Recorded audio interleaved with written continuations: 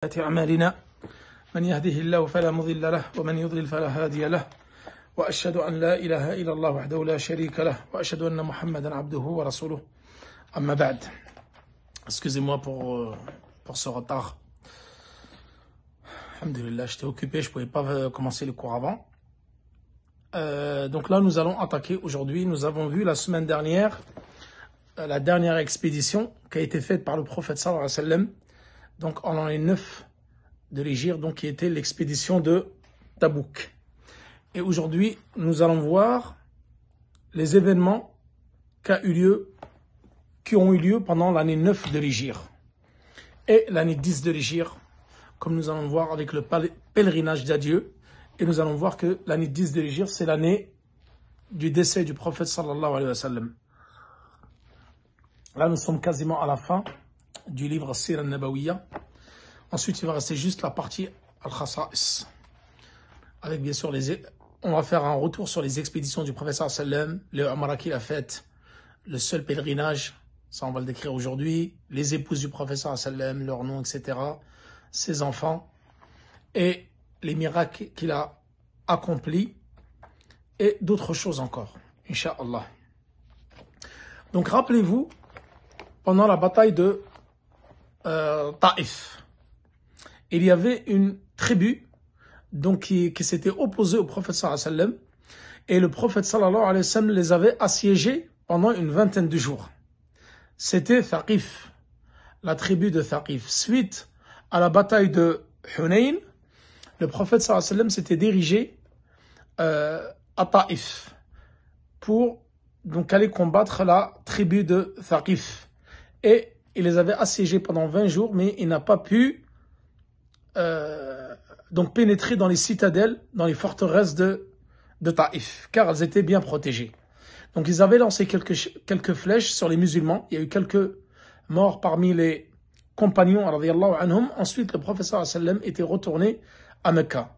Donc l'année d'après, le prophète sallallahu alayhi wa sallam était parti faire la dernière expédition, qui était l'expédition de Tabouk, que nous avons déjà évoqué la semaine dernière.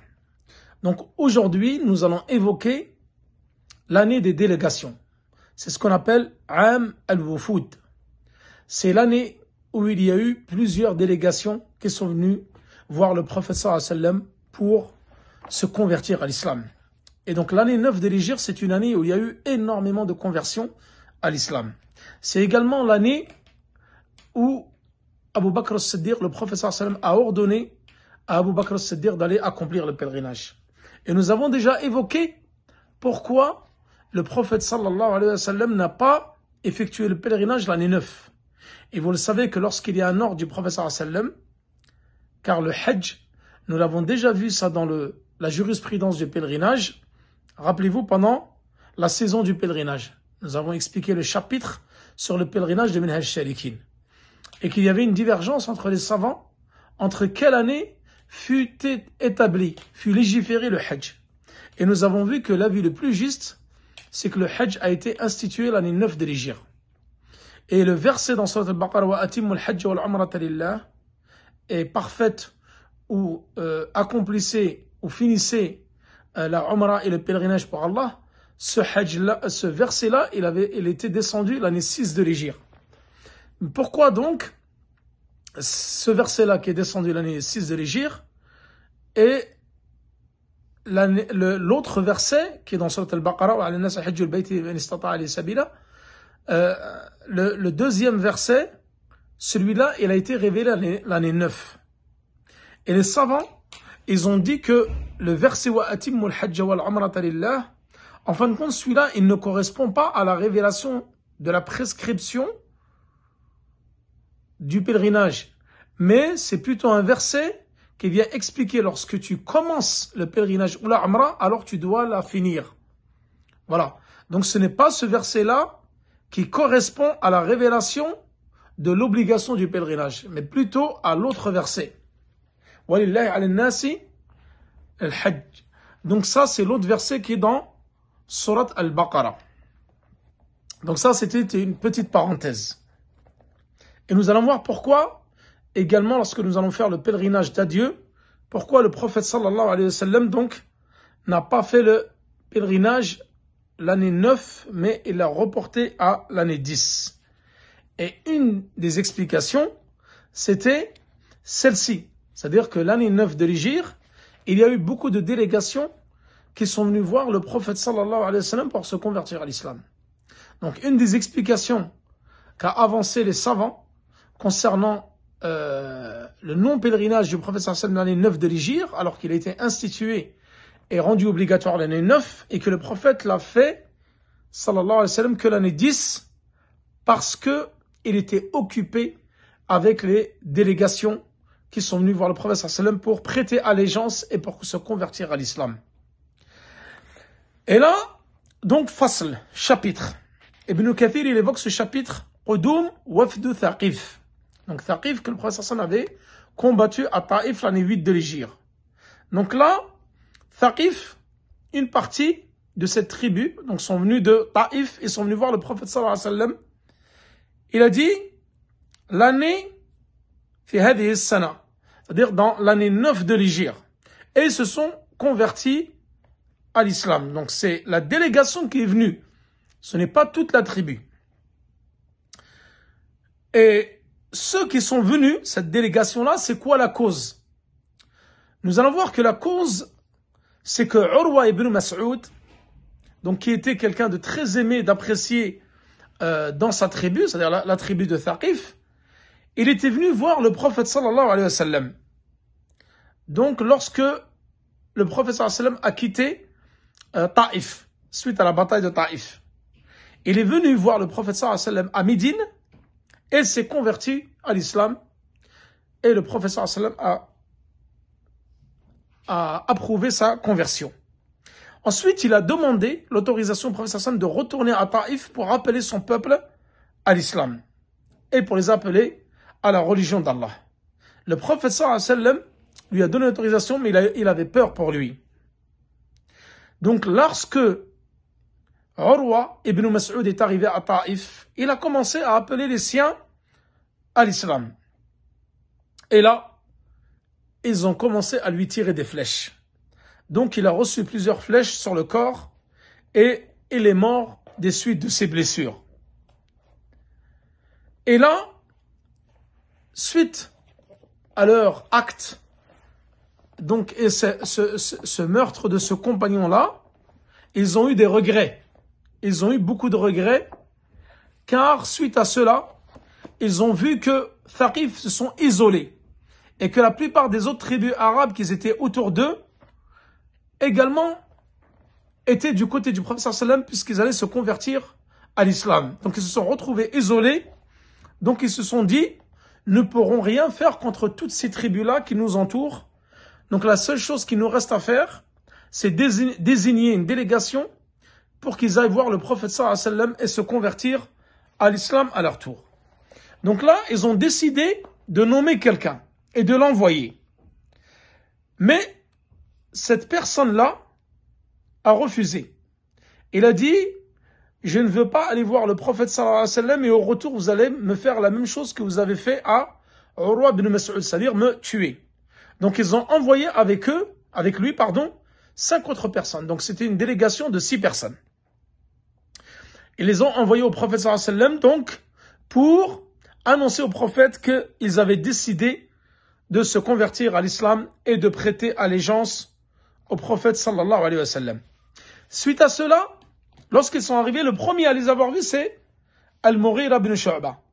Donc, il était en train de paître avec les bêtes du prophète sallallahu alayhi wa sallam. Donc, lorsqu'il les a vus, Al-Mughira ibn Shu'ba, il s'est empressé, il a délaissé les bêtes et s'est empressé d'aller avertir le prophète sallallahu alayhi wa sallam. Mais Abu Bakr l'a stoppé en route, il lui a dit, laisse-moi moi annoncer cela au prophète sallallahu alayhi wa sallam. Donc Abu Bakr as-Siddiq est rentré voir le prophète sallallahu alayhi wa sallam et lui a dit qu'une tribu de Thaqif est venue se convertir à l'islam. Donc ils leur ont planté une tente à l'intérieur de la mosquée du prophète sallallahu alayhi wa sallam, ils leur ont fait un bon accueil. Et lorsqu'ils sont rentrés, et d'ailleurs l'intermédiaire qui était entre eux et le prophète sallallahu alayhi wa sallam, il s'appelait Khalid ibn Sa'id ibn al-As. Et le prophète sallallahu alayhi wa sallam leur, parce qu'ils sont restés plusieurs jours, il leur envoyait à chaque fois de la nourriture. Et eux, ils ne mangeaient pas cette nourriture-là jusqu'à que Khalid ibn Sa'id ibn al-As mange avant eux. Donc lorsque lui, il a mangé, ensuite eux, ils mangeaient après lui. Donc ils se sont convertis à l'islam et ils ont annoncé leur conversion au prophète sallallahu alayhi wa sallam. Suite à cela, ils ont émis des conditions, parmi lesquelles c'est qu'ils puissent garder leurs idoles. Et rappelez-vous, nous avons vu que l'une des plus grandes idoles que les Arabes adoraient était l'idole de Allat. Allat qui était, nous l'avons vu, ça déjà dans le Kitab al-Tawhid, l'une des plus grandes idoles, elle était à Taïf. Donc il y avait des idoles à Médine, il y avait des idoles à Mecca et des idoles à Taïf.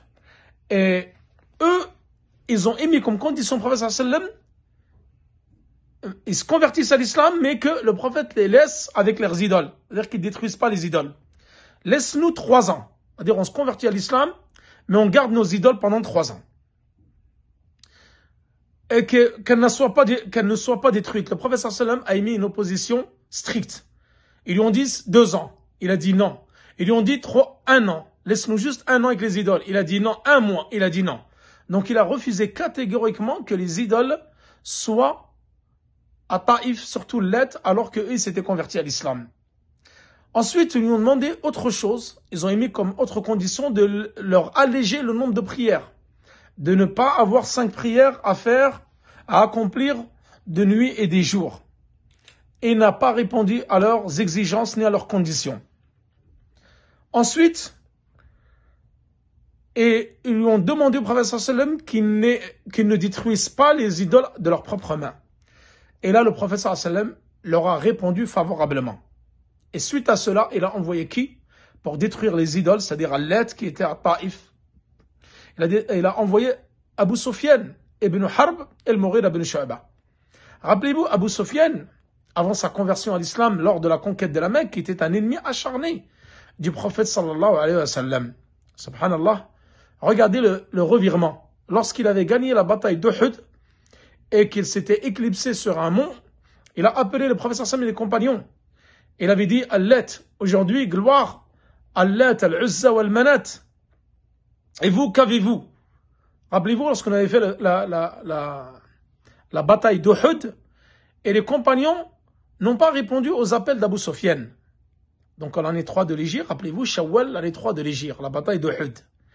Et il y avait Abu Bakr as-Siddiq qui était présent, Uthman ibn Affan, Omar et le prophète. Et personne n'a répondu. Et il a insisté jusqu'à qu'Omar ibn Khattab lui ait répondu qu'ils étaient bien vivants, que le prophète était vivant. Il a dit, maintenant j'ai eu ma vengeance. Et suite à cela, il a dit, le prophète sallam, répondez-lui. Dites-lui que Allah subhanahu wa ta'ala est plus grand et que leurs idoles. Ensuite, il leur avait dit que nous sommes quittes suite à la défaite cuisante qu'ils ont subie l'année précédente à la bataille de Badr. Suite à cela, il leur a dit, Omar ibn Khattab, nous ne sommes pas quittes. Vos morts sont en enfer alors que nos morts sont au paradis. Et là, subhanallah, le prophète sallallahu alayhi wa sallam, il a envoyé qui? Abu Sufyan. Donc, qui était fraîchement converti, puisque c'est converti l'année 8 de l'Hégire pendant la conquête de la Mecque. Il l'a envoyé donc avec Al-Mughira ibn Shu'ba pour aller détruire Allat directement, puisque eux, ils n'étaient pas aptes à les détruire, ils ne voulaient pas les détruire de leurs propres mains. C'est-à-dire, Thaqif, les habitants de Taïf. Lorsqu'ils sont arrivés, Abu Sufyan, Al-Mughira ibn Shu'ba, ils ont commencé à détruire les femmes. Donc, elles n'étaient pas contentes parce qu'elles avaient peur. Parce que vu qu'ils vénéraient ces idoles-là, et en particulier Let, ils avaient peur que suite à la destruction, ils allaient leur arriver malheur. Il allait leur arriver malheur. Donc, il a fait une pause. Donc, Al-Mughira ibn Shu'ba, il a fait une pause, et les femmes se sont exclamées, elles étaient contentes, elles se sont dit, ça y est, en fin de compte, il n'a pas pu la détruire entièrement, mais en fin de compte, Al-Mughira ibn Shu'ba, ensuite, il est revenu à la charge. C'était qu'une feinte, il est revenu à la charge, et il a complètement détruit l'idole Allat. Donc, suite à cela, Ils se sont donc tous convertis, donc la tribu de Thaqif, habitants de Taïf. Et ils ont désigné, le prophète sallallahu alayhi wa sallam leur a désigné un imam pour qu'ils puissent les diriger dans la prière et surtout leur enseigner le Coran et la Sunna. Et donc celui qui a désigné, c'était un des 6 qui faisait partie de la délégation qui est venu voir le prophète sallallahu alayhi wa sallam à Médine pour se convertir. Et c'était Ammar ibn al-As et Uthman ibn Abi As. Donc, ils ont présenté Ammar ibn al-As et Uthman ibn Abi As, lui, il était un peu plus jeune. Et lorsque le prophète sallallahu alayhi wa sallam a vu que c'était quelqu'un qui était très attaché dans la lecture du Coran et dans l'apprentissage des sciences de l'héritage, il a dit Amarahu, donc il lui a ordonné qu'il prenne un mu'adhin, c'est-à-dire un mu'adhin en français, un mu'adhin pour qu'il puisse appeler à la prière.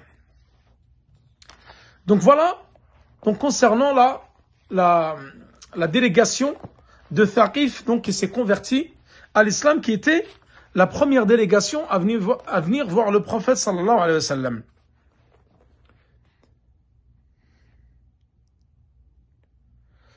Donc Uthman ibn al-As, donc le prophète sallallahu alayhi wa sallam lui a ordonné donc de désigner un muezzin et qu'il ne toucherait pas un salaire pour appeler à la prière.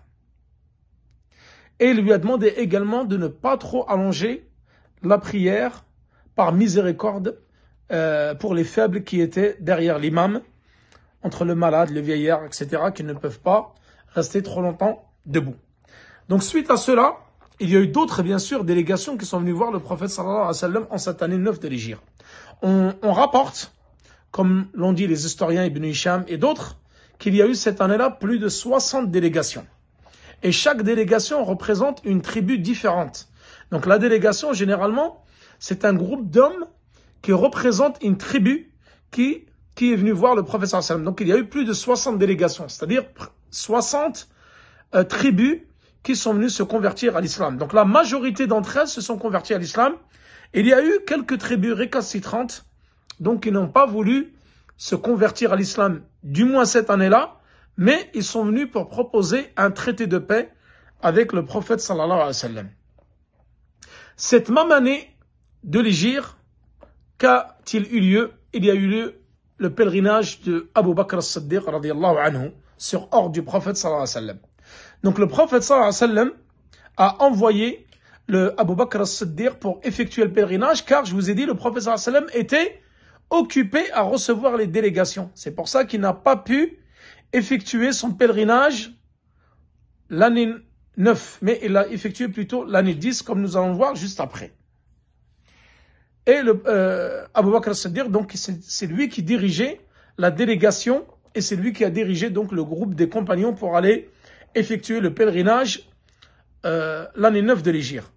Deuxième raison qu'évoquent les savants, les historiens, c'est que le prophète sallallahu alayhi wa sallam n'a pas voulu effectuer ou n'a pas pu effectuer le pèlerinage l'année 10 de l'Hégire, car en cette année 9, il y avait, comme vous le savez, malheureusement, des gens parmi les mouchriquines qui faisaient le tawaf et qui étaient nus. Donc ça, c'était une tradition païenne parmi les Qurayshites, c'était de venir effectuer le tawaf wal'iyadu billah, complètement nu, hommes et femmes. Et donc le prophète sallallahu alayhi wa sallam n'a pas voulu effectuer le pèlerinage l'année 9 pour ne pas voir cela. Et il a dit que lorsqu'il allait faire le pèlerinage l'année 10, il n'y aura plus de mouchrik à Mecca.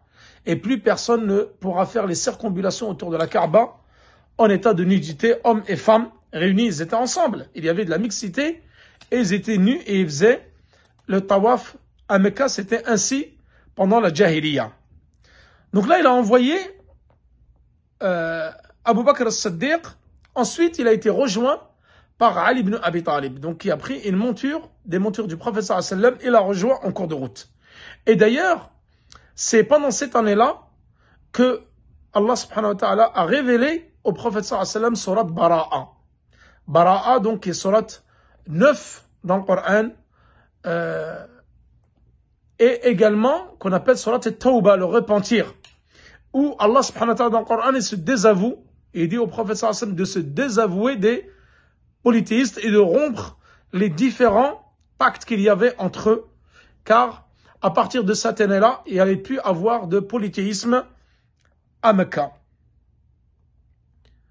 Et le prophète sallallahu alayhi wa sallam également est cité dans cette sourate qu'il n'y aurait plus de pèlerinage pour les mouchriks après cette année-là.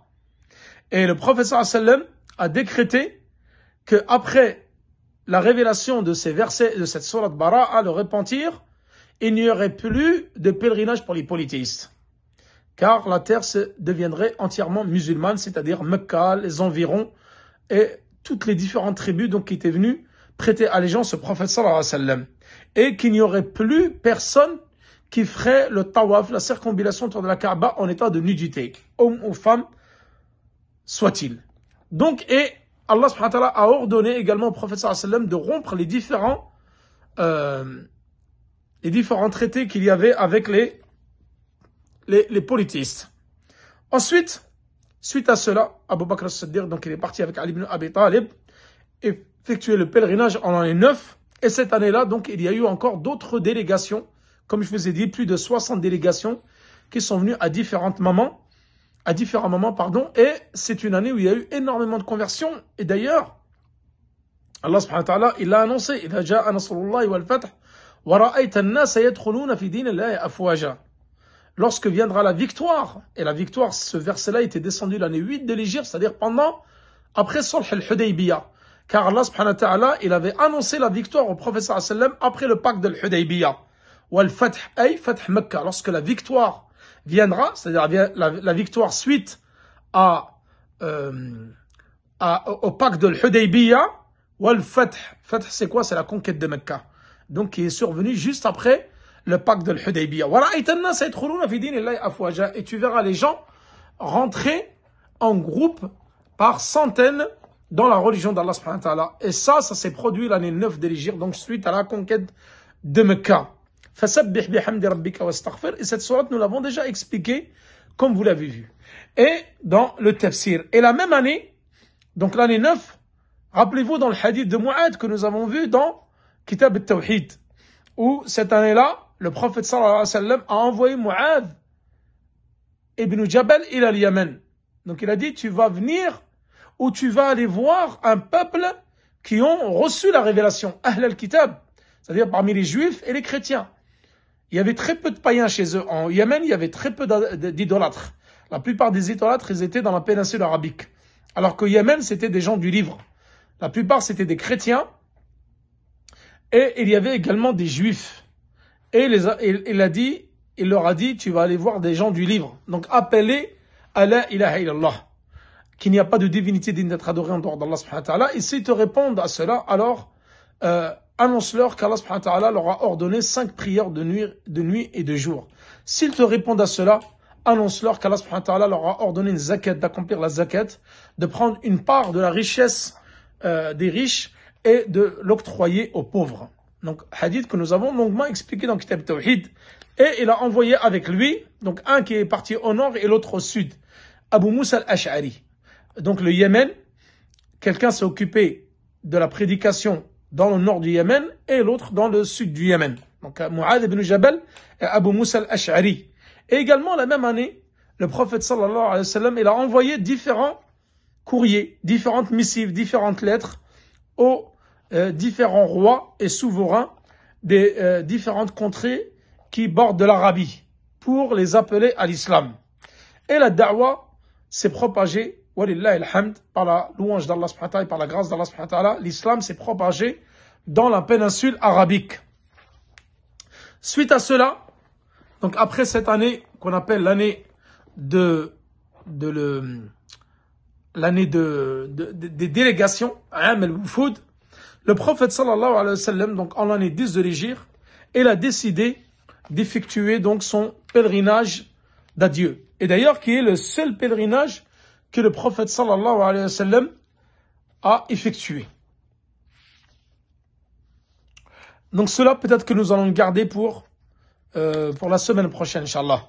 Donc nous ferons le pèlerinage d'adieu avec donc la mort du prophète sallallahu alayhi wa sallam, puisque suite à ce pèlerinage-là, le prophète sallallahu alayhi wa sallam, il est resté quelques mois.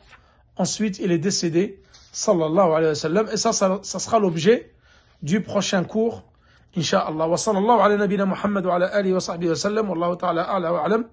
Wassalamu alaykum wa rahmatullahi wa barakatuhu. Et je vous donne rendez-vous demain pour le cours sur Kitab al-Tawhid. Assalamu alaykum wa rahmatullahi wa barakatuh.